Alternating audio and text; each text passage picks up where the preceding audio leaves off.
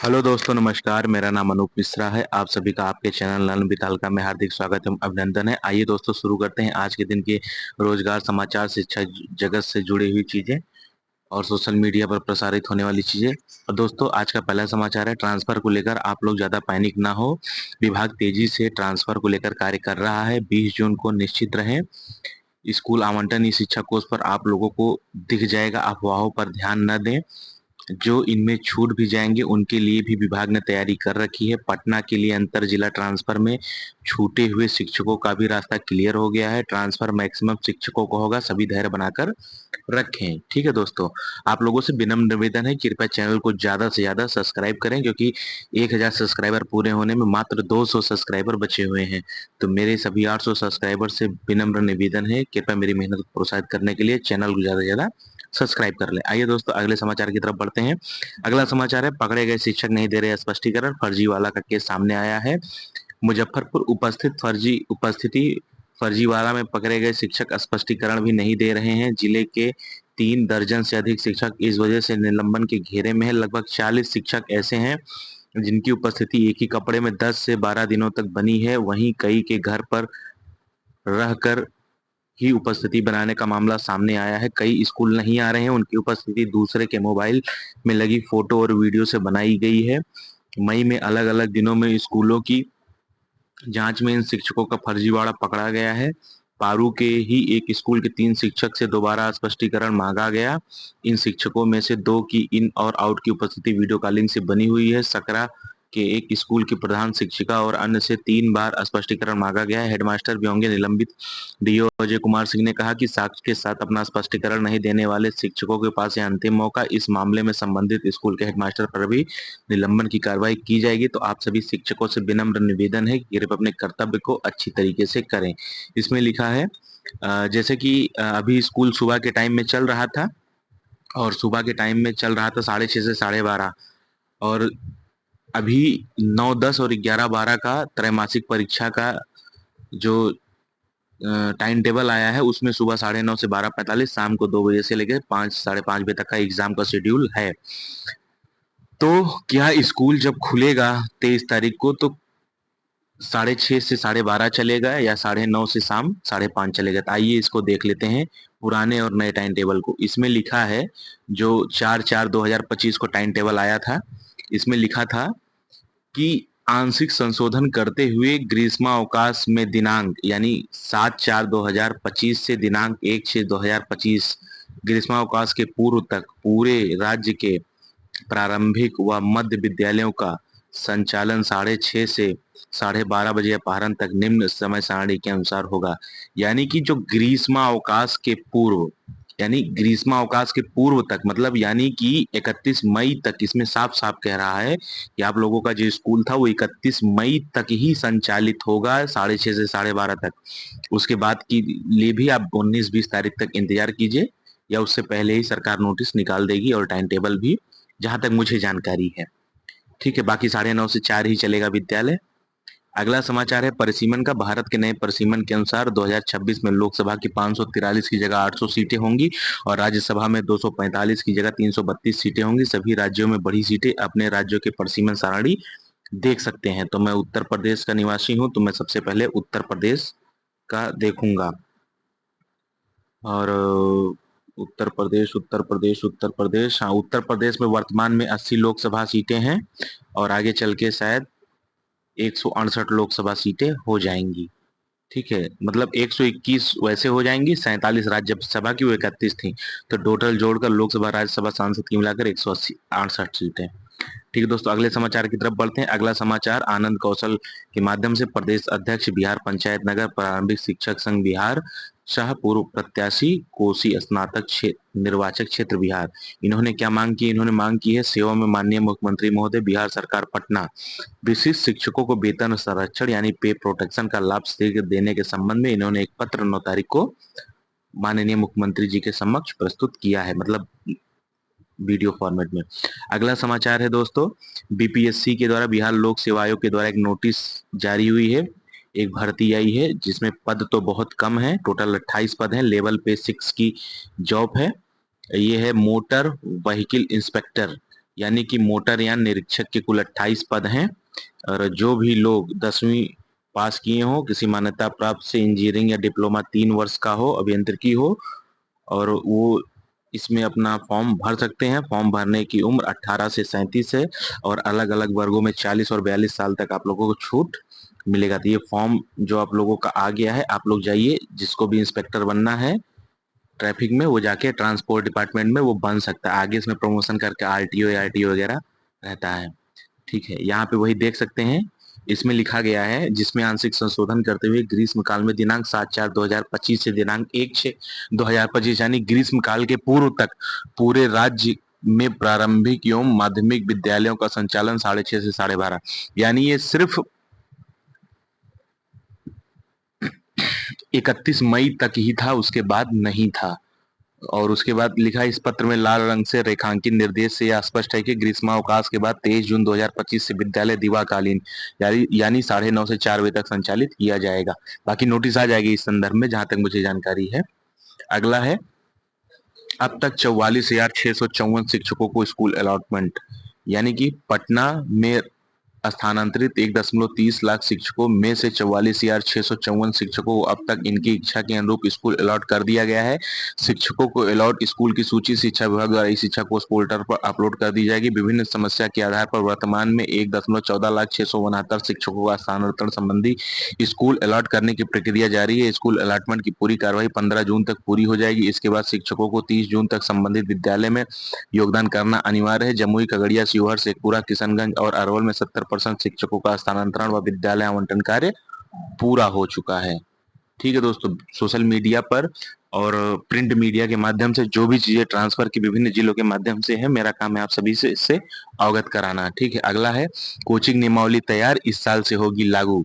ये बहुत ही अच्छी बात है, क्योंकि बहुत सारे बच्चे जब कोचिंग जाने लगते हैं और स्कूल का टाइमिंग कोचिंग की टाइमिंग में मैच हो जाता है, तो बच्चे स्कूल छोड़कर कोचिंग की तरफ रुख करते हैं। अगर सरकार कोचिंग के ऊपर इस तरीके से सख्त रुख अपनाती है, तो 9, 10, 11, 12 में बच्चों की संख्या बढ़ेगी, और बच्चों की संख्या बढ़ेगी तो इससे शिक्षक को और मन लगेगा पढ़ाने में, और थोड़ी सी स्थिति भी पहले से सुधरेगी। ठीक है, इसमें है, राज्य में नई कोचिंग नियमावली जल्द लागू होगी। शिक्षा विभाग ने पुरानी कोचिंग नियमावली में कई संशोधन कर इसे सख्त तथा विद्यार्थियों के लिए हितकारी बनाया है। शिक्षा विभाग ने नई नियमावली का ड्राफ्ट तैयार कर लिया है, इसे विधि विभाग को भेजा गया है। विधि विभाग से स्वीकृति के बाद इसे राज्य कैबिनेट से मंजूरी के लिए भेजा जाएगा। माना जा रहा है कि अगले माह कैबिनेट से भी इस नियमावली को मंजूरी मिल जाएगी। विश्वस्त सूत्रों के मुताबिक नई कोचिंग नियमावली लागू होने के बाद सरकारी शिक्षक कोचिंग में नहीं पढ़ा सकेंगे। सरकारी शिक्षकों के कोचिंग में पढ़ाने की स्थिति में शिक्षा विभाग साक्ष्य के आधार पर कार्रवाई करेगा। यह भी प्रावधान होगा कि किसी भी स्कूल और शिक्षण संस्थान के पास कोचिंग संस्थान न हो। पुरानी नियमावली में प्रावधान नहीं थे, बिना निबंधन कोचिंग चलाने वालों पर कार्रवाई की जाएगी। जैसे सरकारी शिक्षकों के कोचिंग में नहीं पढ़ाने का प्रावधान होगा। स्कूल संचालन की अवधि में आसपास में कोचिंग नहीं चलेंगे, जो बहुत ही अच्छा नियम है। कोचिंग संचालन को सक्षम प्राधिकार से अनुमति लेना अनिवार्य होगा। निबंधन पोर्टल बनेगा, इसके लिए कोचिंग संस्थान के निबंधन की प्रक्रिया पारदर्शी होगी। इसके लिए पोर्टल बनेगा, इस पर जिलावार निबंधित कोचिंग की स्थिति दिखेगी। इस पर कोचिंग संस्थान के कोर्स फीस और शिक्षक आदि की जानकारी रहेगी। मनमानी फीस वसूलने की शिकायत पर होगी कार्यवाही, यानी नियमावली में अनाप शनाप फीस लेने की शिकायत, इसकी जांच और कार्रवाई का भी प्रावधान किया गया है। कोचिंग संस्थानों को अपनी निर्धारित फीस भी सार्वजनिक करनी होगी। संस्थानों को सक्षम प्राधिकार से संचालन की अनुमति लेनी होगी। इसके लिए जिला स्तर पर डीएम की अध्यक्षता में कमेटी होगी, जो आधारभूत संरचना समेत अन्य सुविधाओं की जांच कर निबंधन की सहमति देगी। छात्र छात्राओं के लिए अलग अलग शौचालय भी होना अनिवार्य है। बहुत ही अच्छा कदम है ये। अगला है, 2000 शिक्षकों को स्कूल आवंटन। पटना में 2000 से अधिक शिक्षकों को स्कूल आवंटित कर दिया गया है। जिला शिक्षा कार्यालय से मिली जानकारी के अनुसार सोमवार की देर शाम तक पटना जिले में 2080 शिक्षकों को स्कूल आवंटित कर दिया गया। जिले में करीब 5000 शिक्षकों को स्कूल आवंटन किया जाना है। स्कूल आवंटन करने में जमुई, खगड़िया, शिवहर, शेखपुरा, किशनगंज, अरवल और जहानाबाद शीर्ष स्थान पर है। 24 जिले में 50% शिक्षकों का अभी नहीं हुआ है आवंटन। शिक्षकों को 20 जून तक मिलेगा तबादला पत्र। विभिन्न जिलों में तबादले के आवेदन देने वाले 42,700 शिक्षक, लगभग 38.49% को सोमवार तक स्कूल आवंटित कर दिया गया है। 1,30,000 शिक्षकों को तबादला कर जिलों में भेजा गया था।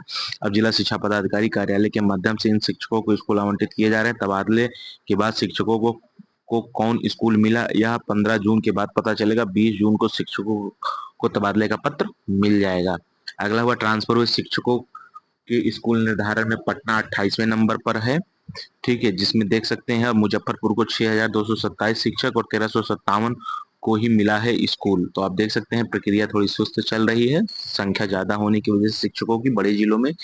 और अगला समाचार है मधुबनी का जिले में 1919 शिक्षकों का किया गया स्थानांतरण, यानी दिए गए आवेदन के आलोक में जिले में शिक्षकों का हुआ तबादला। विभागीय निर्देश के अनुसार स्थानांतरण की प्रक्रिया चल रही है डीईओ। ठीक है, तो आप देख सकते हैं लगभग 4600 शिक्षकों का स्थानांतरण होना था, जिसमें लगभग 1939 शिक्षकों का स्थानांतरण हुआ है, लगभग आधे से थोड़ा सा कम है। हर जिले की अपनी अपनी चीजें हैं, काम भी है, धीरे धीरे ट्रांसफर हो जाएगा सबका। अगला पूर्णिया से शिक्षकों के ट्रांसफर में टाल मटोल पर सीएम को पत्र, यानी कि अखिल भारतीय कांग्रेस कमेटी के सदस्य ने बिहार के शिक्षकों की लटकती स्थानांतरण प्रक्रिया और उसमें बढ़ती जा रही अनदेखी को लेकर मुख्यमंत्री नीतीश कुमार को एक कठोर और विस्तृत पत्र लिखा। कमेटी के सदस्य इंतखाब आलम ने पत्र में ट्रांसफर प्रक्रिया की धीमी गति, पारदर्शिता की कमी और शिक्षकों की उपेक्षित स्थिति पर गहरी चिंता जताई। उन्होंने कहा कि बिहार सरकार द्वारा शुरू की गई ई शिक्षा कोष प्रणाली से शिक्षकों को न्याय और पारिवारिक संतुलन की उम्मीद थी, परंतु 7 जून को जारी की गई रिपोर्ट में उन्हें और अधिक हताशा कर दिया। कुल 1.90 लाख आवेदनों में से 26,507 शिक्षकों को ही नई तैनाती मिली, यानी केवल 23% शिक्षकों को ही तैनाती मिल पाई है। अगला है फर्जी दस्तावेज पर नौकरी करने वाले बरहाड़ी के शिक्षक होंगे बर्खास्त।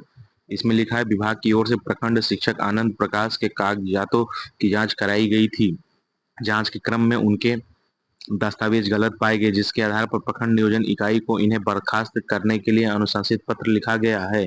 नियोजन इकाई ने कहा कि बर्खास्तगी की सूचना विभाग को दे। ठीक है, चेतावनी पर कई शिक्षकों ने छोड़ दी थी नौकरी। बहुत सारी चीजें इस समय आ रही, धीरे धीरे जो भी फर्जीवाड़ा है सारी चीजें सामने आएंगे और सभी फर्जी लोग नौकरी से बाहर निकलेंगे। ठीक है दोस्तों, अगला है बिहार शिक्षक मंच की तरफ से ट्वीट किया गया है, आइए देखते हैं क्या लिखा है। 14 जून तक सभी जिलों के शिक्षा पदाधिकारी को ट्रांसफर के लिए विद्यालय आवंटन पूर्ण कर लेने का टारगेट दिया गया है। कुछ जिलों में अपना 100% विद्यालय आवंटन का कार्य पूर्ण कर लिया है, बाकी जिले ने भी 50% से अधिक कार्य पूर्ण कर चुके हैं। जिन जिलों में विद्यालय आवंटन में कार्य धीमा रखा है उस पर विभाग सख्त है। जो जिले 14 जून तक कार्य पूर्ण नहीं कर पाएंगे उनका बचा हुआ काम विभाग राज्य स्तर से करवाएगा। 12 जून से सभी जिला अपनी रिपोर्ट विभाग को सौंपना शुरू कर देगा। 14 जून के बाद शिक्षा विभाग विद्यालय आवंटन का समीक्षा करेगा। 20 जून को एक साथ ट्रांसफर हुए शिक्षकों को उनके ई शिक्षा कोष के लॉगिन आईडी में पदस्थापना का ऑर्डर मिलेगा और तैयारी पूरी कर ली गई है। तो आप सभी शिक्षकों का ट्रांसफर होगा, आप सभी परेशान ना हो। अगला समाचार है श्री दिनेश कुमार भारतीय प्रशासनिक सेवा 2007 सचिव शिक्षा विभाग अपने कार्यों के अतिरिक्त निर्देशक माध्यमिक शिक्षा एवं निर्देशक एससीईआरटी के प्रभार में रहेंगे। श्री दिनेश कुमार भारतीय प्रशासनिक सेवा 2007 का पदस्थापना सचिव शिक्षा विभाग के पद पर की गई है। अगला समाचार है दोस्तों, पंचायत स्तर पर ग्राम पंचायत कार्यालय में निम्न वर्गीय लिपिक के लगभग 8,093 पदों की स्वीकृति दे दी गई है। आने वाले समय में आप जल्द ही देख सकते हैं ग्राम पंचायत कार्यालय में एलडीसी के पदों पर भर्ती निकलेगी, जिसको बिहार सरकार ने मोहर लगा दी है।